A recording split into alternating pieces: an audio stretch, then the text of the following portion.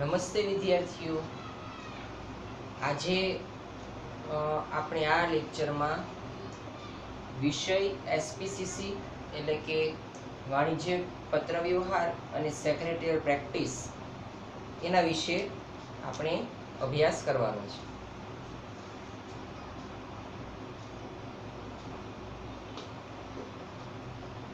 હવે એસપીસીસીમાં કુલ બે ભાગ એમાં એ વિષય વહેંચાયેલો છે. એસપી અને સીસી, સેક્રેટરીયલ પ્રેક્ટિસ અને વાણિજ્યિક પત્ર વ્યવહાર. વાણિજ્યિક પત્ર વ્યવહારમાં આપણે મોટા ભાગનું કરી નાખ્યું છે. એક પાઠ ખાલી બાકી છે, આર્થિક દરજ્જા અંગે અને ઉઘરાણીના પત્રો. અને ભાગ 2 માં એ આપણે અત્યાર સુધી 4 જેટલા પાઠ કરેલા છે, બરાબર. પેલું સેક્રેટરી અને તેના પ્રકારો, બીજું કંપની સેક્રેટરી, ત્રીજું કંપનીની સ્થાપના વિધિ, ચોથું આવેદન પત્ર, બરાબર. એ 4 પાઠ આપણે પૂરા કરેલા છે. ત્યારબાદ આજે આપણે એસપી નો જે બીજો ભાગ એટલે કે સેક્રેટરીયલ પ્રેક્ટિસ એમાં પાઠ નંબર 5 એટલે કે નિયમન પત્ર એના વિશે અભ્યાસ કરવાનો છે.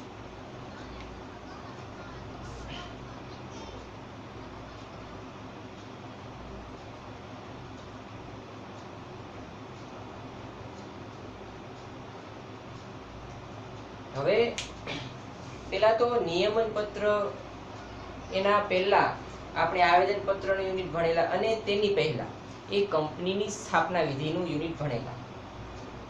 કંપનીની સ્થાપના વિધિના યુનિટમાં આપણે કંપનીની સ્થાપનાની પ્રોસેસ, જે આખી પ્રક્રિયા છે જોઈ, અને એમાં સ્થાપના પહેલાનો તબક્કો અને કંપનીની નોંધણીનો તબક્કો એટલે કે સ્થાપનાનો તબક્કો. એમાં નોંધણીનો તબક્કો એટલે કે કંપનીની સ્થાપનાનો તબક્કો, એમાં આપણે એવું જોયેલું કે કેટલાક દસ્તાવેજો છે તેની આપણે નોંધણી કંપનીના રજિસ્ટ્રાર સમક્ષ એ કરાવવી પડે, તો આપણને કંપનીની સ્થાપનાનું પ્રમાણપત્ર મળે. અન્યથા કંપનીની સ્થાપનાનું પ્રમાણપત્ર મળે નહીં. તો આ માટે જે દસ્તાવેજોની નોંધણી કરાવવી પડતી હતી એમાં મુખ્યત્વે આવેદનપત્ર અને નિયમન પત્ર, બરાબર. આ બે દસ્તાવેજોનો સમાવેશ કરવામાં આવતો હતો. આ બે દસ્તાવેજો એક કંપનીની સ્થાપના માટે ખૂબ જ અગત્યના છે.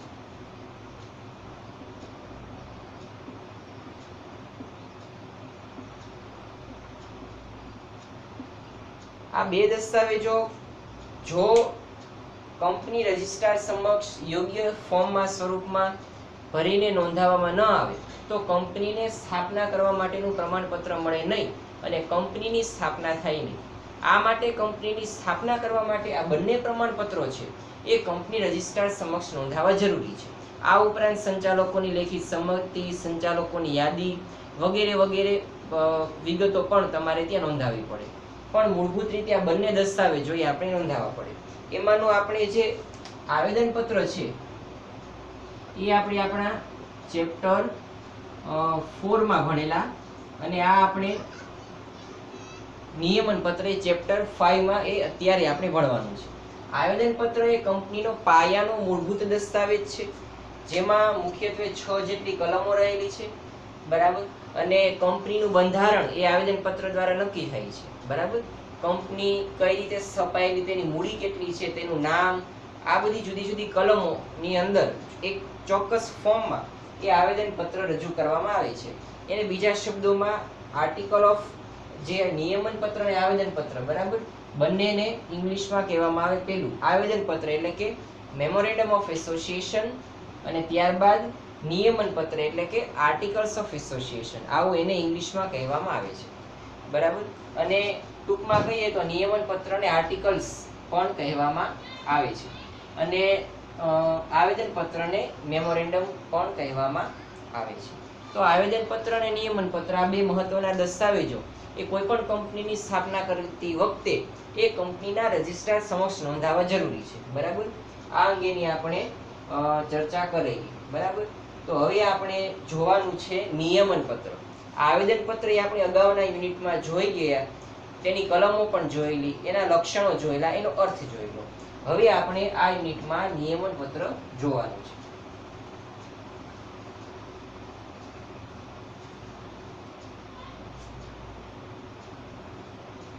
તો જુઓ, હવે આપણે શરૂઆત કરીએ નિયમન પત્રના અર્થથી. તમને 1 માર્ક્સમાં એવો સવાલ પૂછાય કે નિયમન પત્ર એટલે શું, અથવા તો નિયમન પત્રની વ્યાખ્યા આપો. તો અત્યારે જે હું લખું છું, જે તમારા પાઠ્યપુસ્તકમાં આપેલી છે, એ વ્યાખ્યા તમારે લખવાની છે.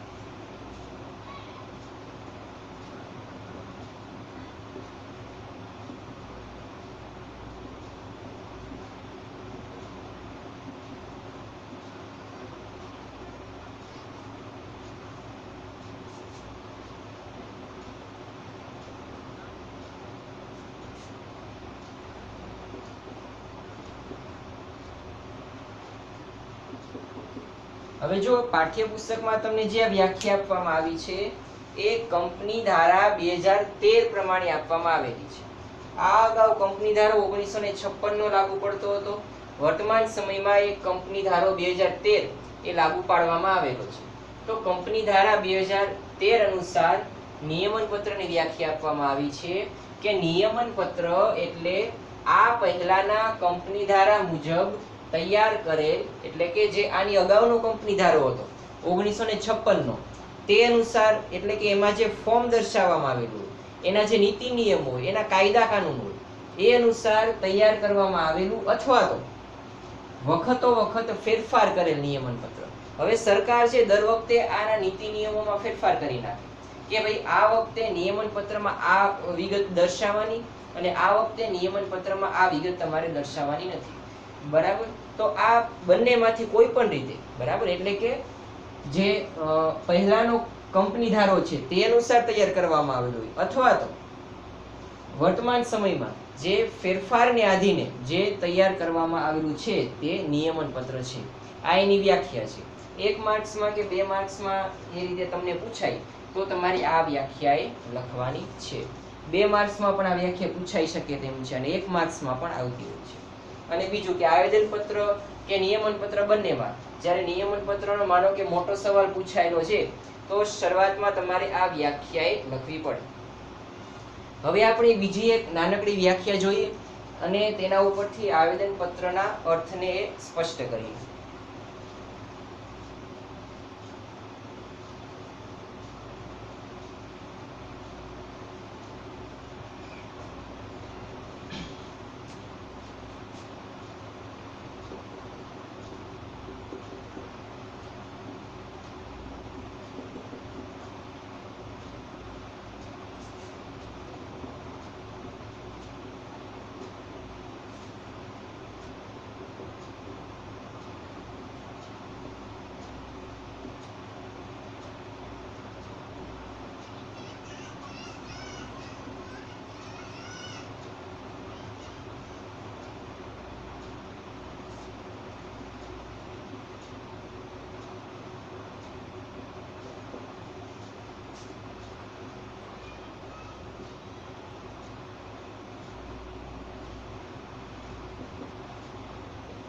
એક બીજી સરસ મજાની વ્યાખ્યા આપવામાં આવી છે.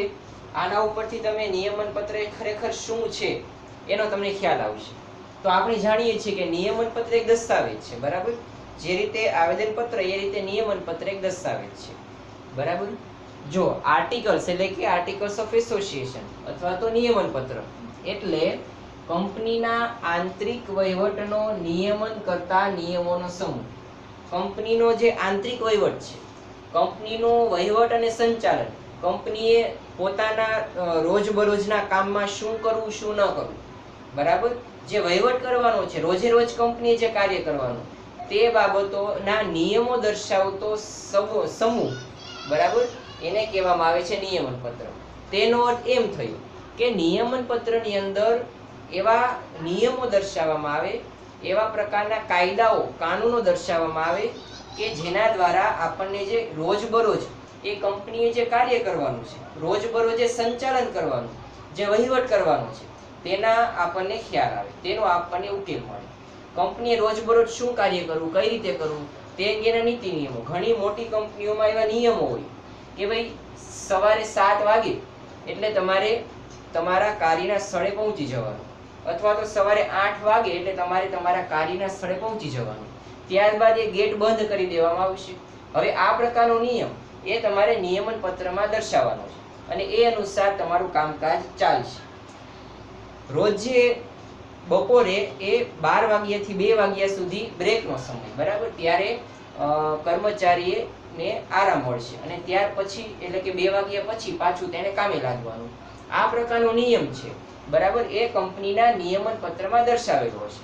તો આવા અનેક પ્રકારના જે રોજબરોજના નિર્ણયો લેવા માટે સંચાલનમાં, કંપનીના આંતરિક વહીવટમાં, બરાબર, એવો શબ્દ અહીંયા મૂકેલો, કંપનીના આંતરિક વહીવટની અંદર એનું જે નિયમન કરતા નિયમો છે એનો સમૂહ. આવા કેટલાય નિયમો હોય જે કંપનીનો આંતરિક વહીવટ કરતા હોય છે, આવા નિયમોનો સમૂહ છે એ નિયમન પત્ર છે. એટલે કે નિયમન પત્રમાં આવા પ્રકારના નિયમો એ દર્શાવવામાં આવે છે. હવે જુઓ, નિયમન પત્રમાં આ જે નીતિ નિયમો દર્શાવવામાં આવેલા એ આવેદન પત્રને આધીન રહીને હશે. આવેદન પત્ર છે એની અંદર જુદી જુદી કલમો દર્શાવેલી, મૂડીની કલમ, ધ્યેયની કલમ, સ્થાપનાની કલમ, બરાબર, નામની કલમ. તો કંપની આવેદન પત્ર કયા પ્રકારનું તે અનુસાર નિયમન પત્ર જોવા મળશે. આવેદન પત્રની અંદર જે ધ્યેય દર્શાવેલો હશે તે ધ્યેયને અનુરૂપ એ નિયમન પત્ર કાર્ય કરશે. નિયમન પત્ર એ આવેદન પત્રનો પૂરક દસ્તાવેજ છે. પાયાનો પ્રાથમિક અને મૂળભૂત દસ્તાવેજ એ આવેદન પત્ર, જે આપણે આની અગાઉના યુનિટમાં ભણેલા. પરંતુ નિયમન પત્ર છે એ આવેદન પત્રનો પૂરક દસ્તાવેજ છે. આવેદન પત્રની મર્યાદામાં રહીને એ નિયમન પત્રનું ઘડતર થાય છે. એટલે કે આવેદન પત્રમાં જે વિગત દર્શાવવામાં આવેલી છે તેને આધારે એ નિયમન પત્ર ઘડવામાં આવે છે, બરાબર. નિયમન પત્રની જે જોગવાઈઓ છે એ આવેદન પત્રની આધીન હશે અને કંપની ધારાની, સરકાર દ્વારા જે વખતો વખત જાહેર કરવામાં આવે એ અને કંપની ધારો છે તે અનુસાર નિયમન પત્રની જોગવાઈઓ જોવા મળશે, બરાબર. તો આ બાબત પણ એક તમારે યાદ રાખવાની છે, બરાબર. જે નિયમન પત્રની જોગવાઈઓ છે, બરાબર, એટલે કે આ નિયમન પત્રમાં જે નિયમો દર્શાવેલા છે આ નિયમોનું કંપનીના તમામ સભ્યોને એ જાણ હોવી જરૂરી છે. હવે હમણાં જ મેં કીધું એમ કે કંપનીના કર્મચારીઓને 7 વાગે એન્ટર થઈ જવાનું, બરાબર, બપોરે 12 થી 2 ને બ્રેક મળશે. તો આની જાણ એને હોવી જોઈએ. એટલે કે કંપનીના નિયમન પત્રમાં જે નિયમો દર્શાવેલા છે આ નિયમોની જાણ કંપનીના તમામ સભ્યોને હોવી જરૂરી છે, બરાબર. તો આ છે કંપનીનું નિયમન પત્ર. આ જે નિયમન પત્રમાં જે કાંઈ નીતિ નિયમો જોગવાઈ દર્શાવેલ છે એ આવેદન પત્રની મર્યાદામાં અને કંપનીના જે કાયદો છે, કંપની ધારો 2013 છે, સરકારના કાયદાઓ એને અનુરૂપ હશે અને તમામ સભ્યોને એ નિયમન પત્રની જોગવાઈઓની જાણ છે એવી અહીંયા કલ્પના કરવામાં, એટલે કેવું અનુમાન કરવામાં આવે, એને જાણ હોવી જોઈએ.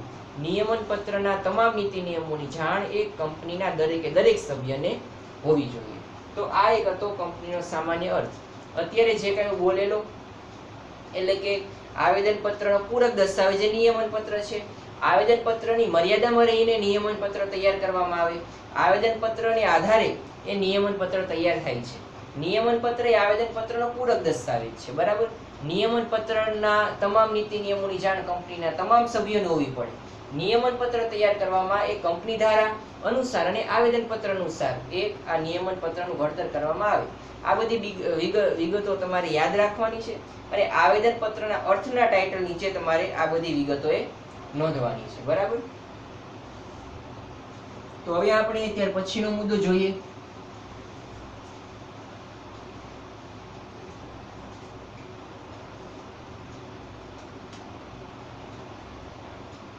એક અગત્યનો અને મહત્વનો સવાલ કે નિયમન પત્ર છે એ પૂરક દસ્તાવેજ છે, બરાબર. નિયમન પત્ર એ પૂરક દસ્તાવેજ, જ્યારે મૂળભૂત દસ્તાવેજ આવેદન પત્ર છે. એ કેવો દસ્તાવેજ? મૂળભૂત દસ્તાવેજ અથવા તો પાયાનો. અગત્યનો કે મહત્વનો.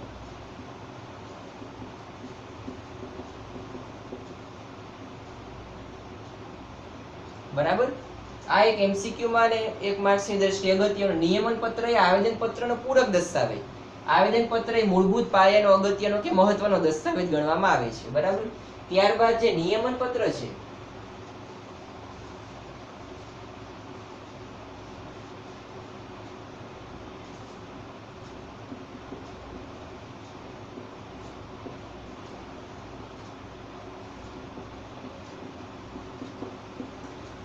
નિયમન પત્ર છે કંપનીની આંતરિક વહીવટને લગતો દસ્તાવેજ.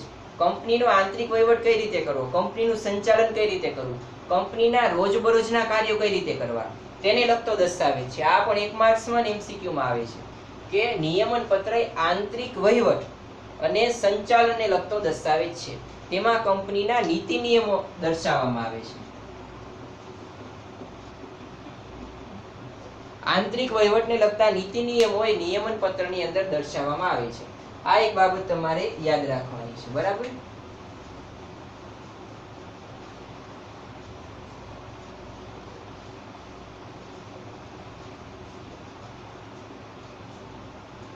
ત્યારબાદ તમને નિયમન પત્રનું મહત્વ આપવામાં આવેલું છે.